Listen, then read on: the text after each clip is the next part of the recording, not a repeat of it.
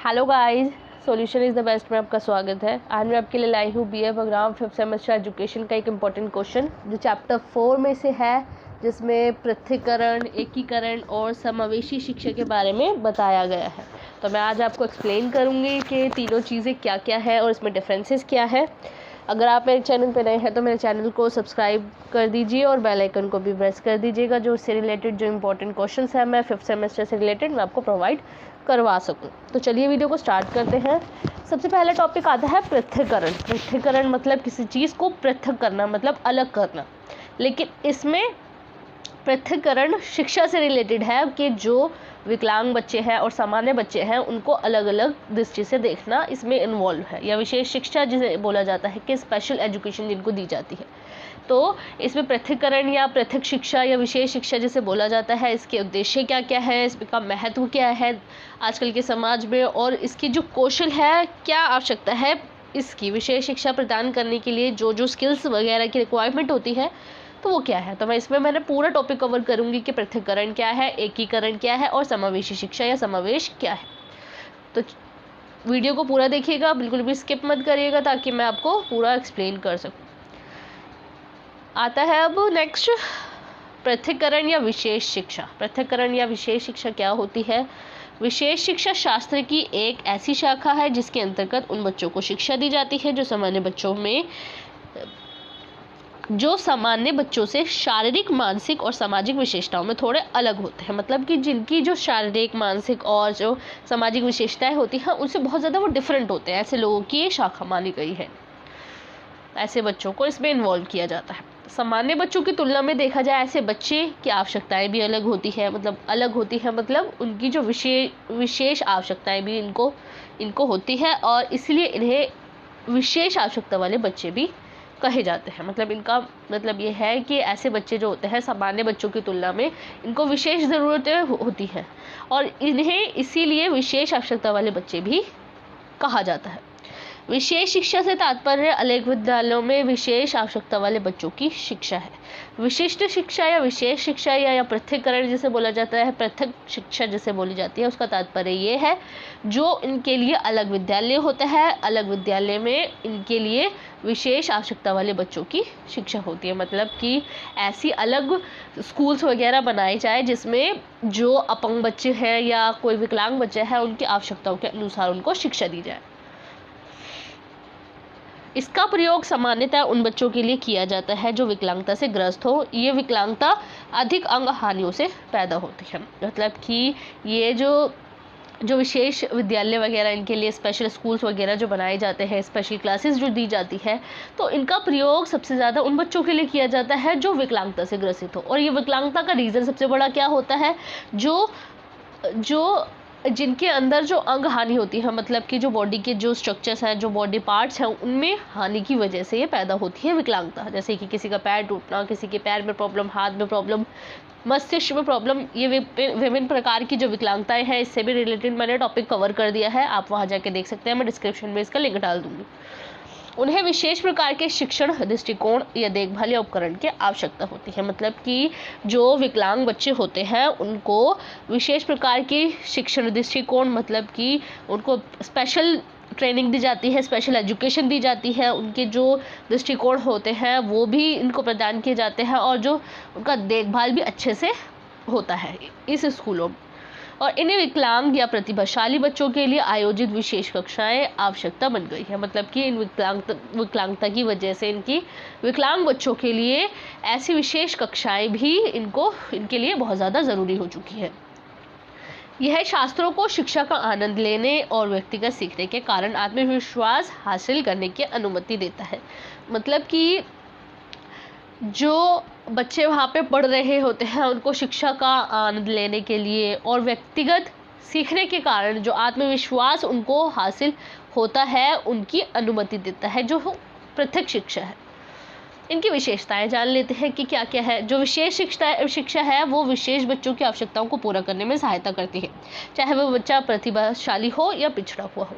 मतलब कि जो विशेष शिक्षा जिनको प्रदान की जाती है वो ऐसे बच्चों की आवश्यकताओं को पूरा करने के लिए हेल्प करती है कि या तो वो या तो वो प्रतिभाशाली भी होते हैं या वो पिछड़े हुए होते हैं। ऐसे लोगों से जो कॉम्पिटिटिव एग्जाम चीज़ें होती हैं उसमें वो पार्टिसिपेट भी कर पाते हैं, जो मतलब एलिजिबल होते हैं इस चीज़ के लिए, काम करने के लिए, कुछ सीखने के लिए एलिजिबल भी होते हैं, या वो नहीं सीख पाते उनके लिए भी ये बहुत ज़्यादा सहायता करती है नई नई चीज़ें सीखने के लिए।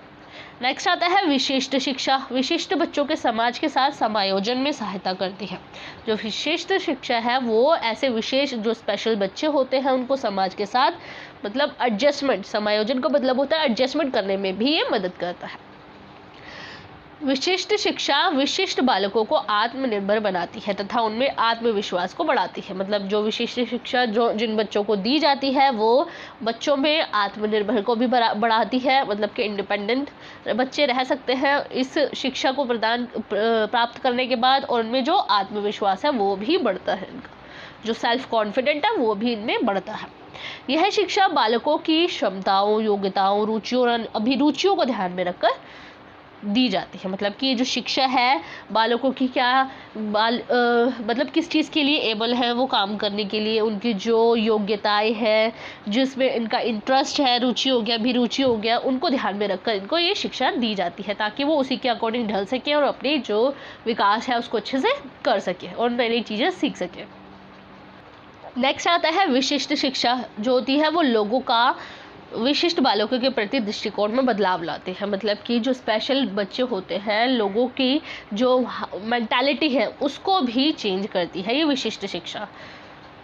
नेक्स्ट आता है विशिष्ट शिक्षा, जो होती है विशिष्ट बालकों के हर पक्ष का विकास करती है। मतलब कि चाहे वो संज्ञानात्मक विकास हो, चाहे वो सामाजिक विकास हो, चाहे वो मानसिक शारीरिक विकास हो, उसमें भी ये चीज़ वो करती है, क्या नाम है, हेल्प करती है इसको बढ़ाने में। इसके उद्देश्य क्या क्या होते हैं ये जान लेते हैं। विशेषताएं बता दी कि उसमें क्या क्या हेल्प करते हैं या क्या क्या मतलब इसकी इंपॉर्टेंस वगैरह जो है वो सब बता दी। इसमें विशेषताएं बता दी कि क्या क्या इसमें विशेषता है, मतलब इसकी अच्छाई क्या क्या है। नेक्स्ट आता है इसके उद्देश्य क्या होता है। विशेष शिक्षा के भी उद्देश्य है कि बच्चों को क्या क्या चेंजेस ला सके वो बताना है। इसमें पहला पॉइंट इसमें ये बताया है कि जो निःशक्त स्कूली बच्चे हैं उनकी शक्तियों और कमजोरियों को पहचान करना। इसका उद्देश्य सबसे पहला यही होता है, जो अपंग बच्चे होते हैं, स्कूल में पढ़ने वाले जितने भी बच्चे होते हैं, उनकी शक्तियाँ और कमजोरियाँ उन दोनों को पहचानना। मतलब कि वो कितने पावरफुल है और कितने कमज़ोर है, उनकी कमज़ोरी को भी पहचानना और कितने पावर उनके अंदर है, वो सीखने की क्षमता कितनी है, वो चीज़ इसमें पहचानना। इसका उद्देश्य ये होता है सबसे पहला। दूसरा आता है सामान्य कक्षाओं के जो शिक्षक है और उनको छात्र है और उनके विशिष्ट बच्चों की देखभाल करने के लिए मानसिक तौर पर तैयार करना। जो नॉर्मली जो कक्षा होती है जहाँ पे बच्चे पढ़ रहे होते हैं, अपंग बच्चे भी और जहाँ पे सामान्य बच्चे पढ़े जाते हैं, उनको जो विशेष शिक्षक है, शिक्षक और जो सामान्य छात्र है, उनको विशेष बच्चों के प्रति देखभाल के लिए मानसिक रूप से इनको तैयार करना, ताकि वो इस चीज़ के लिए तैयार रहे कि विकलांग बच्चों को कैसे हैंडल करना है। शिक्षकों को तैयार करना और सामान्य छात्रों को भी उनके साथ मिलजुल के रहने के लिए प्रेरित करती है। प्रत्येक निःशक्त बच्चे की वर्तमान क्रियाकलापों का आकलन करना। मतलब कि जो अपंग बच्चे हैं, हर बच्चे पर ध्यान देना इस चीज़ के लिए कि वो क्या क्या करंटली जो एक्टिविटीज़ कर रहे हैं उसको ध्यान में रखकर उनको और फैसिलिटीज़ वगैरह भी प्रोवाइड करवाना। बच्चों के लक्ष्य के निर्धारण में माता पिता की भागीदारी सुनिश्चित करना। मतलब कि जो बच्चों के लक्ष्य होता है, एक मोटिव होता है, एक तरीके से बच्चे का फोकस किस चीज़ पे जा रहा है, उसके लिए भी माँ बाप को भी तैयार रखना कि बच्चा क्या चाहता है, क्या सीखना चाहता है, क्या करना चाहता है, और फ्यूचर देखने के लिए भी उनको निर्धारित करना। मतलब कि उनको भी सुनिश्चित करना। भागीदारी क्या है, माता पिता उनको भी सपोर्ट करें इस चीज़ के लिए भी उनको जज करना। मतलब कि उनको सुनिश्चित करना इस चीज़ के लिए कि उनको मतलब बताना इस चीज़ के लिए कि माता पिता भी उनको इन्वॉल्व रहें बच्चों की लक्ष्य को प्राप्ति करने के लिए। अब आता है जो एकीकरण है। एकीकरण या विशेष शिक्षा जिनको दी जाती है उसमें विशेष कौशल या ज्ञान की क्या क्या आवश्यकता है, कि मतलब कि एकीकरण स्कूली बच्चे को पढ़ाने के लिए, जो विकलांग बच्चे हैं उनको पढ़ाने के लिए भी कौशलों की आवश्यकता है। स्किल्स होंगे तभी तो वो आगे चलकर जो बच्चे हैं उनका ध्यान रख पाएंगे। उनको हर चीज़ का ज्ञान भी होना ज़रूरी है। तो क्या क्या ज्ञान है, 3 पॉइंट्स बताए हैं इसमें। कि पहला पॉइंट यह है विशेष बच्चों के प्रति जो विश्वास है और दृष्टिकोण है उसका भी होना मतलब आवश्यक है। मतलब कि जो विकलांग बच्चे होते हैं, जो विशेष आवश्यकता वाले बच्चे होते हैं, उनके प्रति शिक्षकों में और नॉर्मली बच्चों में या समाज में विश्वास रखना, समाज में बच्चों के प्रति विश्वास रखना, और इसका दृष्टिकोण भी अच्छा होना चाहिए कि मतलब अच्छा दृष्टिकोण रखें उनके बदले, ताकि जो विकलांग बच्चे हैं उनको मतलब गिल्टी फील ना हो कि हम अपंग बच्चे हैं और विकलांग बच्चे हैं तो हमारे साथ कैसा बिहेव किया जाता है। तो इसके लिए भी देखा गया है कि सामाजिक परिघटनाएं, जिसमें आता है लिंग, वर्ग, जाति, विकलांगता जैसी ऐसी अवधारणाएं होती है जो माता पिता, समाज और स्वयं अपने द्वारा समझ व्यक्त करती है। मतलब कि इनके प्रति एक समझ होती है, हमारा एक नया दृष्टिकोण होता है। इसीलिए विकलांग बच्चों को गंभीर रूप से देखना और समाज में स्थापित सभी रूढ़ियों को दूर करना महत्वपूर्ण है। मतलब कि एक दृष्टिकोण उनके लिए होता है, समाज का और माता पिता का अलग एक मेंटालिटी होती है उनके लिए, लेकिन इसीलिए विकलांग बच्चों को बहुत ज़्यादा गंभीर रूप से देखना ज़रूरी है। मतलब बहुत ज़्यादा उस पर ध्यान देना ज़रूरी है, और समाज में जितनी भी रूढ़ियाँ हैं, मतलब कि जो गलतफहमियाँ हैं, जो परेशानियाँ हैं, रूढ़ी वगैरह, उनको भी दूर करना बहुत ज़्यादा ज़रूरी है, ताकि यह बेहतर ढंग से समझा जा सके कि इन प्रचलित सभी मुद्दों के प्रति लोगों का नज़रिया क्या है। मतलब कि जब समाज में जो रूढ़ियाँ हैं, जो मेंटालिटी है, समाज की मेंटालिटी को भी समझना ज़रूरी है। अगर रूढ़ियों को दूर करेंगे तो ही समाज में क्या नज़रिया है समाज का विकलांग बच्चों के प्रति, या घर का, पड़ोसियों का, या फिर देखा जाए तो हमारा खुद का क्या नज़रिया है, वो सब चीज़ें इसमें देख सकें। एक विशेष शिक्षा प्रशिक्षण जो होते हैं वो कार्यक्रम विकलांग बच्चों से संबंधित सामाजिक मिथ को दूर करने और विकलांग बच्चों के प्रति जो सकारात्मक दृष्टिकोण है उसको विकसित करने में मदद करता है। मतलब कि जो विशेष शिक्षा प्रशिक्षण कार्यक्रम जो होते हैं, मतलब कि इनके लिए जो कार्यक्रम आयोजित किए जाते हैं विशेष बच्चों के लिए, जो स्पेशल इंस्ट्रक्शंस दिए जाते हैं, स्पेशल जो कार्यक्रम वगैरह इनके लिए जो वो किए जाते हैं, बनाए जाते हैं इनके लिए, और विकलांग बच्चों से संबंधित बहुत सारी जो सामाजिक मिथक है उनको भी दूर करने में, सामाजिक मिथक होता है कोई गलतफहमी, सामाजिक जो गलतफहमियाँ होती है विकलांग बच्चों के लिए और विकलांग बच्चों के प्रति सकारात्मक, मतलब जो मतलब पॉजिटिव दृष्टिकोण जिसे बोला जाता है, पॉजिटिव पर्सपेक्टिव विकसित करने में भी ये मदद करता है। नेक्स्ट टॉपिक आता है पारस्परिक कौशल। पारस्परिक कौशल का होना भी ज़रूरी है विशेष शिक्षा प्रदान करने के। प्रत्यक्ष शिक्षा में काम करने वाले जो शिक्षक हैं उनके पास अच्छा संचार कौशल होना चाहिए, ताकि वह जो विकलांग बच्चे हैं उनको शिक्षा देने के लिए विशेष शिक्षक की आवश्यकता होती है। विकलांग बच्चे के माता पिता के सामने आने वाली जो चुनौती है उसको समझने के लिए शिक्षक माता पिता को सलाह देते हैं। मतलब कि पारस्परिक कौशल मतलब ये है कि संचार कौशल का होना बहुत ज़्यादा ज़रूरी है, ताकि जो शिक्षक है वो अच्छे से माता पिता को समझा सके कि विकलांग बच्चों के प्रति कैसा नज़रिया रखना है, ताकि जो उनके सामने जो चुनौतियां हैं उनको समझने में भी मदद कर सके, और जो शिक्षक है वो अच्छे से उन्हें समझा सके कि ताकि वो डरे ना इस चीज़ को लेके कि विकलांग बच्चों का कैसे जीना, उनकी जो लाइफस्टाइल है वो कैसे वो रह सकते हैं। इसी बिहाफ पे उनका अच्छी लैंग्वेज में उन्हें समझाना, प्यार से समझाना, ताकि वो अच्छे से समझ सके इस चीज़ को लेकर, और जो उनके सामने जितनी भी जो चुनौतियाँ हैं उनका वो सही तरीके से ठीक वो कर सके, चुनौतियों का सामना सही तरीके से कर सके, ताकि वह अपनी परेशानियों से ना घबराए। शिक्षक उनको समझाने का प्रयास करता है कि ऐसी परेशानी को कैसे निपटा जाए। ऐसे में शिक्षक को धैर्य से काम लेना होगा, मतलब कि धैर्य से काम लेना होगा शिक्षक को, ताकि वो माता पिता को समझा सके कि जो उनके सामने जो चुनौतियाँ हैं, जो परेशानी है, उनको कैसे उससे निपटा जा सके। नेक्स्ट आता है शैक्षणिक कौशल। शैक्षणिक कौशल मतलब कि जो टीचर्स होते हैं वो किस प्रकार से बच्चों को पढ़ाते हैं, उनके अंदर स्किल्स होनी चाहिए, पढ़ाने के तरीके होने चाहिए, बताने चाहिए, ताकि जो शिक्षक है बच्चों को अच्छे से समझा सके, और ताकि बच्चे भी आनंद उठा सके उन बच्चों को मतलब जो पढ़ रहे होते हैं बच्चे वो भी ढंग से समझ सके और आनंद ले सके पढ़ाई का। शिक्षकों को पता होना चाहिए कि बच्चों को कैसे पढ़ाया जाए, सामाजिक विज्ञान जैसे विषयों को कैसे पढ़ाया जाए। जटिल सामग्री को विभिन्न खंडों में बांट देना चाहिए, ताकि विशिष्ट बच्चा उसको आसानी से जान व समझ सके।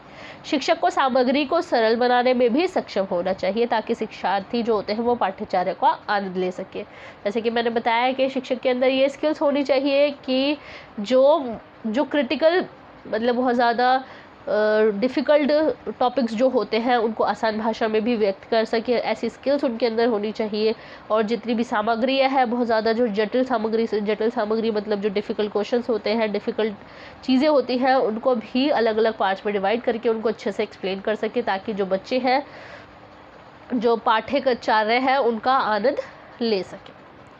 ये स्किल्स थी और ज्ञान की क्या क्या आवश्यकता है वो बताई है। नेक्स्ट टॉपिक आता है एकीकरण के बारे में। मैंने बताया अभी कि पृथक्करण क्या होता है, जो बच्चों को विशेष शिक्षा और विशेष कक्षा, विशेष विद्यालय में उनको पढ़ाया जाता है। लेकिन अब आती है बारी एकीकरण क्या होता है। एकीकरण होता है जो एक ही विद्यालय में विकलांग बच्चों को और सामान्य बच्चों को सामान्य शिक्षा प्रदान की जाती है। एकीकरण समाज में कई तरह के बच्चे होते हैं, मतलब कि एकीकरण में ये बताया गया है कि समाज में बहुत सारे बच्चे होते हैं, शारीरिक रूप से भी अपंग बच्चे होते हैं या विकलांग जिसे बोला जाता है बच्चे होते हैं, सामान्य बच्चे होते हैं, शारीरिक व मानसिक रूप से असमर्थ बच्चे होते हैं, बहुत तरीके के उसमें बच्चे होते हैं समाज में। असमर्थ बच्चों और सामान्य बच्चों को समानता का अधिकार यानी सभी को समान अवसर प्राप्त हो तथा सभी बच्चों को एक ही नज़रिए से देखा जाए, इसलिए समाज में एकीकरण या एकीकृत शिक्षा को अपनाया गया है। मतलब कि समाज में विभिन्न प्रकार के जो बच्चे होते हैं वो आते हैं, जैसे कि सामान्य बच्चे हो गए, विकलांग बच्चे हो गए, वो डिफरेंट टाइप्स के होते हैं बच्चे समाज में। असमर्थ बच्चों को और सामान्य बच्चों को समानता का अधिकार प्राप्त हो, मतलब कि समान जो अवसर है उनको प्रदान किए जाए तथा सभी बच्चों को एक ही नज़रिए से देखा जाए। इसीलिए एकीकृत शिक्षा को देश में जो है या वर्ल्ड में देखा गया है, इसको अपनाया गया है, ताकि दोनों को एक ही प्रकार से शिक्षा दी जा सके। एकीकृत शिक्षा होता क्या है। एकीकृत शिक्षा वह शिक्षा है जिसके अंतर्गत शारीरिक रूप से बाधित या अक्षम बच्चों को सामान्य बच्चों के साथ सामान्य कक्षा में एक साथ शिक्षा दी जाती है। मतलब कि जो एकीकृत शिक्षा है उसका मतलब ये कहा गया है कि जिसमें जो शारीरिक रूप से अपंग बच्चे होते हैं या विकलांग बच्चे होते हैं उनको भी सामान्य बच्चों की तरह एक ही स्कूल में, एक ही क्लास में समान बिल्कुल एक ही शिक्षा एक साथ उनको दी जाती है। एकीकृत शिक्षा विशेष शिक्षा का विकल्प ना होकर विशेष शिक्षा का पूरक है। विशेष शिक्षा का पूरक मतलब उसके अपोजिट है। मतलब कि एकीकृत शिक्षा है वो विशेष शिक्षा से बिल्कुल अलग है, उसका अपोजिट है, बिल्कुल उसके जैसा नहीं है, उससे अलग है बिल्कुल। यह शिक्षा असमर्थ बालकों के जीवन स्तर को ऊंचा उठाती है तथा नागरिकों के अधिकारों को सुनिश्चित करती है। मतलब कि जो उनकी लाइफस्टाइल है उनको ऊंचा उठाती है तथा जो नागरिकों के जो अधिकार वगैरह है, जो बच्चों के अधिकार है, समानता का अधिकार, उनको जो नए नए अवसर हैं उनका भी अधिकार इसमें उनको सुनिश्चित करती है। एक डेफिनेशन के तौर पर अगर इसमें देखा जाए तो इसमें डेफिनेशन में ये बताया गया है कि क्रूक्षंक किसी का नाम है विद्वान का, जिनके अनुसार ये कहा गया है कि विशिष्ट बालकों की जो शिक्षा है वो संपूर्ण शिक्षा का हिस्सा है। मतलब कि जो विशेष बालक है उसकी शिक्षा एक पूरी शिक्षा का एक हिस्सा माना गया है उसे। यह एक आयाम है जो असमर्थ बालकों को शिक्षा की समानता व अवसर प्राप्त करता है।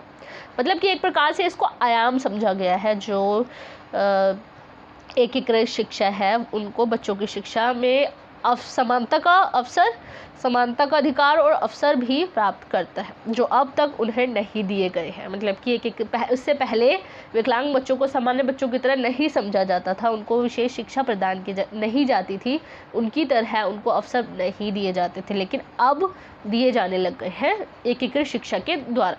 यानी एकीकृत शिक्षा असक्षम बालकों के लिए शिक्षा के अवसर प्रदान करता है, शिक्षा के नए नए अवसर उनको प्रदान करता है। इसकी आई विशेषता, पहला पॉइंट ये है कि एकीकृत शिक्षा जो है अक्षम बच्चों के लिए वातावरण उपलब्ध कराती है।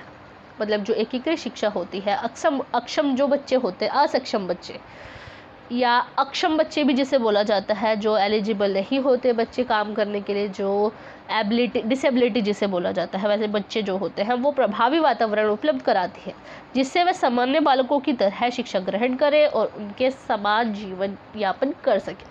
मतलब कि इसकी पहली विशेषता यही है कि ऐसे प्रभावी वातावरण इसमें उपलब्ध कराती है कि जो सामान्य बालक है और जो विशेष बालक है, मतलब कि अपंग बालक है, उनको भी शिक्षा उनकी तरह ही, सामान्य बच्चों की तरह ही वो शिक्षा ले सके, शिक्षा ग्रहण कर सके और उनके समान ही अपनी जो लाइफस्टाइल है वो जी सके। जो सुविधाएं सामान्य बालकों को दी जाती है वही सुविधाएं असक्षम बालकों को भी प्रदान की जाती है। बिल्कुल उनको भी, विकलांग बच्चों को भी बिल्कुल सामान्य बच्चों की तरह ही समझा जाता है। यह शिक्षा असमर्थ बालकों को उनकी विविधता के अनुसार नहीं बल्कि उनके जो व्यक्तित्व है उसके पहचान के आधार पर उनके साथ व्यवहार करती है। मतलब कि जो उनकी पर्सनालिटी है उन्हीं के बिहाफ पर उनके साथ बिहेवियर रखती है, ना कि उनकी अपंगता की वजह से या उनके जो बाधिता है उसकी वजह से। यह अपंग बालकों को समान शिक्षा पर जो होती है उसके अवसर प्रदान कराती है ताकि वह अन्य बच्चों की तरह गुणवत्ता से परिपूर्ण शिक्षा प्राप्त कर सके और आत्मनिर्भर बन सके। गुणवत्ता से परिपूर्ण जो शिक्षा उनको दी जाती है, गुणों का विकास जो किया जाता है, ऐसी शिक्षा उनको भी प्रदान की जाती है ताकि वो आत्मनिर्भर जो है वो बन सके, इंडिपेंडेंट बन सके। वो अपनी विकलांगता की वजह से दूसरों पर डिपेंड रहते थे, ये सोचते थे कि समाज में हमारा क्या होगा नहीं होगा। तो इसीलिए जो एकीकृत शिक्षा है, इसका मतलब ये है, ये ऐसी शिक्षा प्रदान कराती है ताकि वो सामान्य बच्चों की तरह ही शिक्षा ग्रहण कर सके और इंडिपेंडेंट बन सके। इसका उद्देश्य क्या है, विशेषता बता दी है। विशेषताओं में सबसे पहले आता है इसकी अच्छाइयाँ क्या है कि एकीकृत शिक्षा की अच्छाइयाँ क्या है। अब आती है उद्देश्य, इसका क्या क्या उद्देश्य है। एकीकृत शिक्षा है उसका मतलब ये है कि विशिष्ट बालकों और सामान्य बालकों को एक साथ शिक्षा प्रदान करना तथा शिक्षा के समान अवसर प्रदान करना। मतलब कि एकीकृत शिक्षा का पहला उद्देश्य यही है, सामान्य बच्चों की तरह ही विकलांग बच्चों को जो शिक्षा है वो प्रदान करना और शिक्षा के जो समान अवसर है उनको भी प्रदान करना। नेक्स्ट आता है एकीकृत शिक्षा व्यवस्था विशिष्ट बालकों के प्रति हीन भावना को खत्म करना ताकि वे बिना किसी भेदभाव के शिक्षा प्राप्त कर सके। एकीकृत शिक्षा का जो एकीकृत शिक्षा की जो व्यवस्था है तो उसका मतलब ये है कि विशिष्ट बालकों के प्रति ऐसी जो इनकी हीन भावना है, घृणा से भरी जो भावना होती है, तो उनको खत्म करना ताकि बिना किसी भेदभाव के उनको शिक्षा प्राप्त हो, ताकि वो बिना किसी भेदभाव के शिक्षा प्राप्त कर सके। नेक्स्ट आता है विशिष्ट बालकों को समाज में समान अवसर प्रदान करना ताकि प्राकृतिक वातावरण में समायोजन करना। मतलब कि जो नेचुरली एनवायरनमेंट जो होता है उनमें एडजस्टमेंट करने के लिए भी इसका उद्देश्य यही होता है, समाज में समान अवसर इनको प्रदान करना तथा जो नेचुरली एनवायरनमेंट होता है उसमें भी ये लोग एडजस्टमेंट कर सकें। नेक्स्ट टॉपिक आता है समावेशी शिक्षा। समावेशी शिक्षा क्या है, समावेश क्या है, इसकी विशेषताएं क्या है, ये मैं बताती हूँ आपको कि समावेशी शिक्षा एकीकृत शिक्षा का ही एक सुधार रूप है। मतलब कि एकीकृत शिक्षा से रिलेटेड ही है मगर इसमें कुछ सुधार भी किए गए हैं। इस शिक्षा के अंतर्गत शारीरिक रूप से अपंग बालकों को सामान्य बालकों के साथ ही मतलब एक साथ ही विद्यालय की एक ही कक्षा में शिक्षा ग्रहण करने का प्रावधान तो है, लेकिन साथ ही एकीकृत विद्यालयों से बेहतर सुख सुविधाएं और वातावरण उपलब्ध कराया जाता है। मतलब कि एकीकृत शिक्षा में तो उन बच्चों को विकलांग बच्चों को सामान्य बच्चों के साथ एक ही क्लास में एक ही साथ बच्चों के साथ जो शिक्षा होती है उनको ग्रहण करते हैं, लेकिन उसके साथ ही साथ जो सुख सुविधाएं हैं, कुछ ऐसा वातावरण उसमें उपलब्ध कराया जाता है समावेशी शिक्षा में। बेहतर सुख सुविधाएं से तात्पर्य इसका मतलब ये है कि उन्नत पाठ्यक्रम, उनके लिए नई नई चीज़ें भी इन्वॉल्व की जाती हैं। इसमें विद्यालय की जो बनावट है, स्ट्रक्चर है, वो भी उसमें भी चेंजेस किए जाते हैं और जो विशेष शिक्षा प्राप्त शिक्षक हैं, जो बहुत ज़्यादा स्पेशल जिनके पास ट्रेनिंग होती है, वो भी शिक्षक उसमें इन्वॉल्व होते हैं। टीचर्स जो होते हैं उनकी टीम भी इन्वॉल्व होती है। इसमें डॉक्टर्स वगैरह भी रखे जाते हैं, मनोवैज्ञानिक वगैरह भी इसमें रखे जाते हैं ताकि जो विशेष शिक्षा वाले बच्चे हैं उनको भी अच्छे से पढ़ाया जा सके और उनकी जो आवश्यकताएं हैं उन पर भी पूरा ध्यान रखा जा सके। समावेशी शिक्षा को लाभदायक बनाने के लिए एक विशेष प्रकार का पाठ्यक्रम बनाया जाता है, एक स्पेशली स्ट्रक्चर बनाया जाता है इस चीज़ का कि उसको किस प्रकार से पढ़ाया जाए। उनमें भी नई नई चीज़ें उसमें इन्वॉल्व की जाती है। ये पाठ्यक्रम इस प्रकार से बनाया जाता है कि हमारे अपंग बच्चों को तो लाभ हो ही, लेकिन साथ ही साथ जो सामान्य बच्चे हैं उनका कोई नुकसान ना हो, इसीलिए ऐसे पाठ्यक्रमों को बनाया जाता है।